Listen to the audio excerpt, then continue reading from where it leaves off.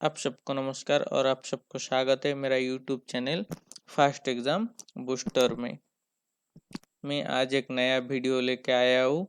ओबी cell के ऊपर science जी के मतलब ये जो जीके है कुछ लाया है वो एक मतलब एक पर्टिकुलर सब्जेक्ट टॉपिक के ऊपर जो है सेल।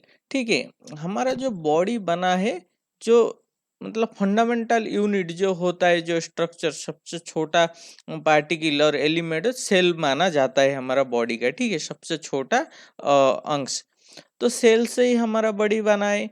तो ये जो सेल से बहुत सारा बहुत सारा कोई क्वेश्चन हमारा एग्जाम में आते हैं। ठीक है, तो चलिए सेल का बारे में उसका जीके थोड़ा सा डिस्कस करते हैं, क्योंकि मैं यहाँ पे मतलब टॉपिक के बारे में सेल सेल ऑर्गेनेल्स के बारे में नहीं डिस्कस करूंगा, सिर्फ उसका कुछ जीके डिस्कस करूंगा, क्योंकि सेल का टॉपिक डिस्कस करने के लिए बहुत टाइम लग जाएगा। ठीक है, तो इसमें क्या क्या होता है ना, एक आउटर कवरिंग होता है। ये तो एक एनिमल सेल है, इसलिए इसका आउटर कवरिंग सेल मेम्ब्रेन है। ठीक है, लेकिन अगर एक प्लांट सेल होता तो इसका आउटर कवरिंग पहले इसका साइड में सेल वॉल होता है, उसके बाद से अंदर सेल मेम्ब्रेन होता है। ठीक है, और ये न्यूक्लियर मेम्ब्रेन न्यूक्लियस का होता है। साइटोप्लाज्म जो लिक्विड होता है सेल के अंदर, जिसमें से हर एक सेल ऑर्गेनेल्स तैरता है, उसे साइटोप्लाज्म बोला जाता है। ये तो न्यूक्लियस है।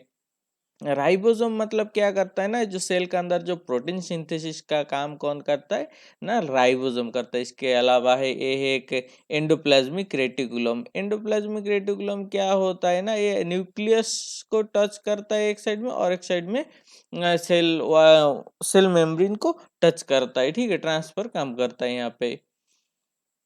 और होता है लाइसोसोम, होता है वैक्यूल, होता है बहुत सी चीज होता है। ठीक है, मैंने यहाँ पे एक सिंपल सा एक सेल स्ट्रक्चर लिया हुआ, इसलिए इसमें ज्यादा नेम नहीं है। तो डिस्कस करते हैं हमारा क्विज। देखिए पहला सवाल है, हु डिस्कवर्ड सेल। सेल को किसने डिस्कवर किया था? देखिए सेल को रॉबर्ट हुक ने 1665 को डिस्कवर किए थे। ठीक है, तो ये सवाल बहुत टाइम एग्जाम में आता है, और कौन सा ईयर में डिस्कवर किए थे वो भी पूछते हैं। रॉबर्ट हुक 1665 को। तो उन्होंने सबसे पहले माइक्रोस्कोप में किस चीज को देखा था, किस चीज के अंदर सेल को देखा था ना, एक बार्क ऑफ द प्लांट, जिसको कि cork, bark of the plant से बना एक कॉर्क, कॉर्क में उन्होंने सबसे पहले सेल को ऑब्जर्व किए थे। ठीक है,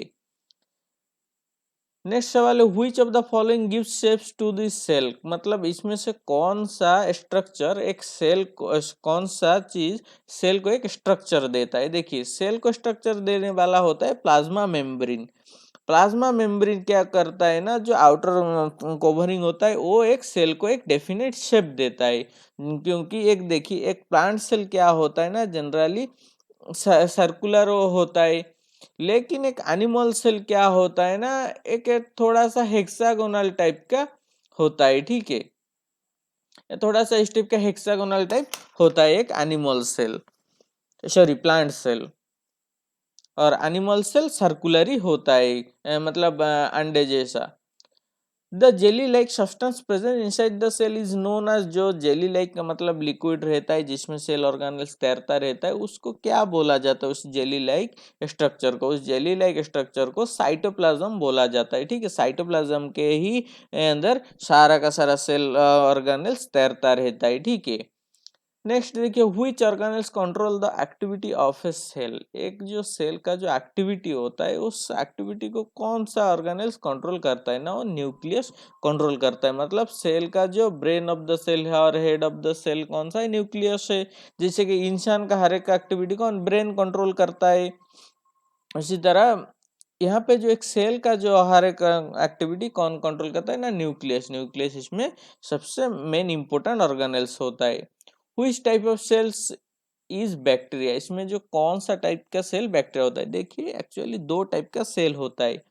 एक तो होता है प्रोकैरियोटिक, दूसरा होता है यूकैरियोटिक। प्रो मतलब बिफोर और प्रीवियस, कैरियोटिक मतलब डेवलपमेंट, मतलब जो सेल डेवलपमेंट के पहले हुआ है तो उसको प्रोकैरियोटिक बोला जाता है। दूसरा है यूकैरियोटिक, यू मतलब आफ्टर, कैरियोटिक मतलब डेवलपमेंट ऑफ सेल, मतलब जो सेल फुल डेवलप्ड हुआ है उसको यूकैरियोटिक बोला जाता है। इसमें से आपको साफ पता चल जाएगा जो प्रोकैरियोटिक अनडेवलप्ड सेल ज्यादातर कौन सा होता है, मतलब जो यूनिसेलुलर ऑर्गेनेल्स होता है, बैक्टीरिया, वायरस, ये सारा का सारा कौन सा होता है, प्रोकैरियोटिक। बैक्टीरिया भी एक प्रोकैरियोटिक सेल्स है। और जो ह्यूमन, जो बड़े बड़े मतलब मल्टीसेलुलर एनिमल्स होते हैं, प्लांट होते हैं, उनका जो सेल क्या होता है ना, यूकैरियोटिक, क्योंकि ये सेल वेल डेवलप होता है। क्या होता है ना, वेल डेवलप्ड,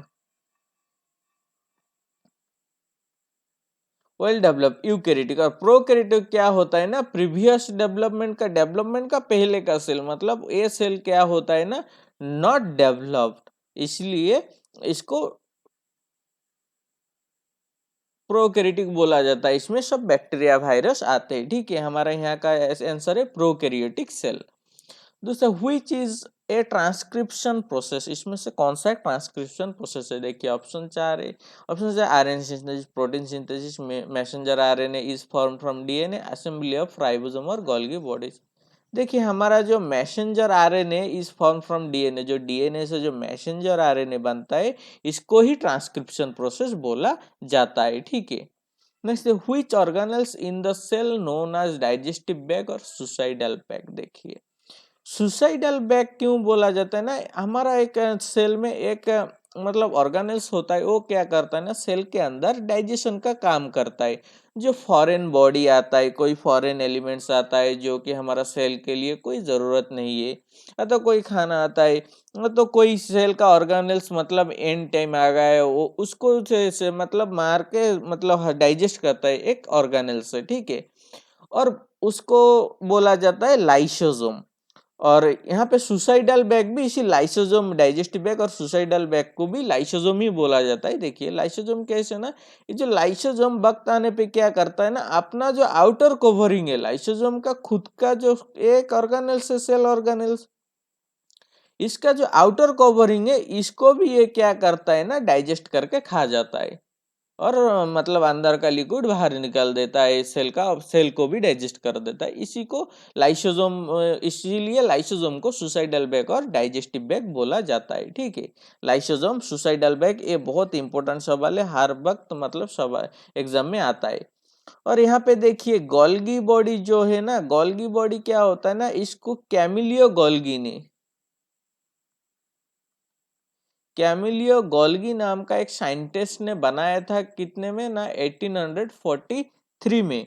इसलिए इनका नाम के हिसाब से ही इसको दे दिया गया है कि गोल्गी बॉडी। ठीक है, इसको बनाया 1843 ने, कैमिलियो गोल्गी ने बनाया है। ठीक है, सॉरी डिस्कवर्ड किए। The membrane around the vacuole is known as, देखिए एक जो सेल का जो मेम्ब्रेन होता है, जैसे हार्ट का मेम्ब्रेन पेरिकार्डियम बोला जाता है, इसी तरह जो वैक्यूल का मेम्ब्रेन होता है, वैक्यूल का मेम्ब्रेन को बोला जाता है टोनोप्लास्ट बोला जाता है ना, एलियोप्लास्ट बोला जाता है, साइटोप्लास्ट ना, एमियोप्लास्ट ना, टोनोप्लास्ट बोला जाता है। जो वैक्यूल का मेम्ब्रेन जो होता है उसका आउटर मेम्ब्रेन को टोनोप्लास्ट ही बोला जाता है। ठीक है।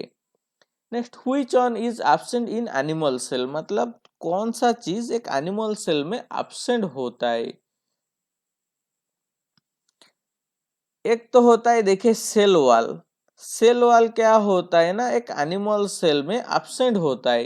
लेकिन सेल वॉल के अलावा भी और एक ऑर्गेनेल से जो कि एनिमल सेल में एब्सेंट रहता है, क्या, माइटोकॉन्ड्रिया, सॉरी ये गलती से आ गया, माइटोकॉन्ड्रिया, न्यूक्लियस या क्लोरोफिल या वैक्यूल होता है ना। जो क्लोरोफिल होता है वो एक क्या होता है ना, एनिमल सेल में एब्सेंट होता है। Which cells is our body have the least regenerative power, हमारा शरीर में जो सेल है, कौन सा सेल का रीजनरेटिव पावर बहुत कम होता है, मतलब एक मतलब बहुत धीरे स्लोली रीजनरेट होता है, और तो नहीं होता है, वो होता है ब्रेन सेल। हमारा जो दिमाग का सेल होता है उसका मतलब डेवलपमेंट बहुत स्लोली होता है। ठीक है, रीजनरेटिव पावर सबसे कम है। और सबसे ज्यादा रीजनरेटिव पावर किसका है पता है, लिवर सेल का। कौन सा ऑर्गेनेल्स का ना, लिवर सेल का।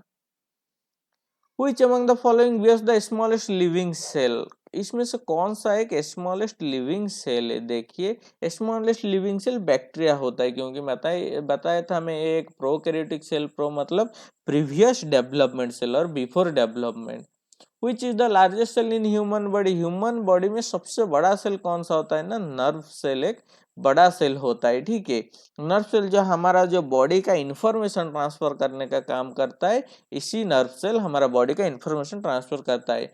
एक्सोन डेंड्रॉन और एक्सोन और डेंड्रॉन का बीच में जो गैप्स होता है जॉइंट का, सिनेप्सिस एक फ्लूइड ट्रांसफर करता है वो मतलब इंफॉर्मेशन को, वो पूरा डिटेल से जब नर्व सेल पढ़ेंगे तब बताऊंगा, ठीक है। By which process the ingestion of material by the cells is done through the plasma membrane? किस प्रोसेस से सेल के अंदर इंजेक्शन होता है, मतलब आउटर मतलब एलिमेंट अंदर कैसे जाता है ना, वो जो जाता है वो एंडोसाइट्स बोला जाता है। एंडोसाइट्स क्या होता है ना? Endocytosis endocytosis is a cellular process in which substance are brought into the cells. मतलब क्या होता है, इस प्रोसेस से कोई भी सब्सटेंस सेल के अंदर जाता है। एक्सोसाइट्स डिस्क्राइब्स एंडोसाइट, मतलब एंडो मतलब इनसाइड, साइड मतलब जाना, एक्सो मतलब आउटसाइड। तो क्या होता है ना, सेल के अंदर जाने को एंडोसाइट बोला है, एक्सो मतलब आउट, सेल के आउट जाने को, बाहर कुछ चीज निकलने को एक्सोसाइट, जो सेल को जरूरत नहीं है वो निकाल देते हैं उसको एक्सोसाइट्स बोला जाता है। Exocytosis describe the process of vesicles fusing with the plasma membrane and releasing their contents to the outside of the cell. मतलब जो सेल के बाहर निकल देते हैं उसे ही बोला जाता है एक्सोसाइट्स।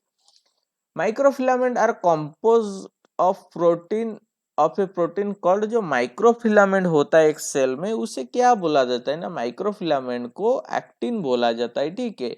Actin is a family of globular multifunctional protein. Actin क्या होता है ना, एक फैमिली होता है मल्टीफंक्शन करने वाला प्रोटीन का, दैट फॉर्म माइक्रोफिलामेंट। एक्टिन क्या करता है ना, एक टाइप का प्रोटीन का प्रोटीन होता है जो कि माइक्रोफिलामेंट बनाता है। It is found in essentially all eukaryotic cell. मतलब ये जो एक्टिन क्या होता है ना, हर एक वेल डेवलप्ड सेल और यूक्रेटिक सेल में पाया जाता है, ह्यूमन सेल हो या प्लांट सेल हो। ये plant cell wall is mainly composed of, देखिए एक प्लांट सेल किससे बना है ना, नाइन्थ का एनसीईआरटी तो सिर्फ लिखा है कि ना प्लांट सेल किससे बना है ना, सेलुलोज से। लेकिन सेलुलोज के साथ थोड़ा सा लिग्निन भी होता है, ठीक है। लिग्निन सेलुलोज के साथ तो लिग्निन भी मिला हुआ होता है, देखिए cellulose and lignin. Unlike the animal extracellular matrix, which is rich in protein and other nitrogen-containing polymer, the plant cell wall is made almost entirely of polymers that contains no nitrogen, including cellulose and lignin. Cellulose और lignin से बना होता है। A cell without a cell wall is termed, मतलब एक cell जिसका कोई cell wall नहीं है। A cell without a cell wall is term है, सेल वाल के बिना सेल को क्या बोलते हैं ना, प्रोटोप्लास्ट बोला जाता है। जिस सेल में सेल वाल नहीं होता है उसको प्रोटोप्लास्ट बोला जाता है।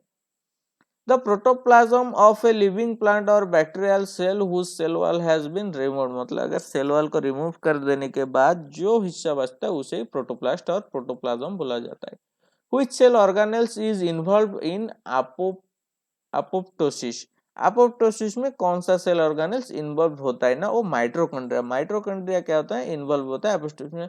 और माइटोकॉन्ड्रिया को ही बोला जाता है power house of the cell.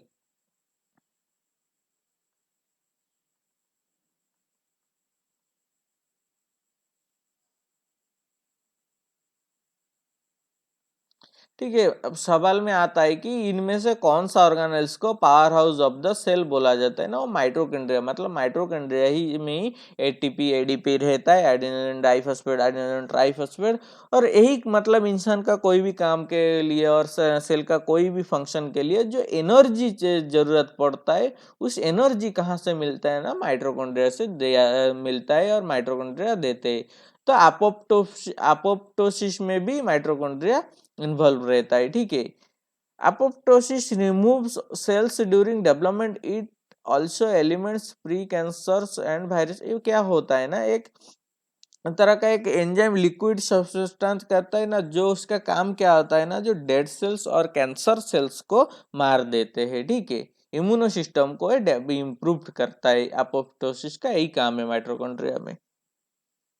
ठीक है, मेरा आज इतना ही सवाल था।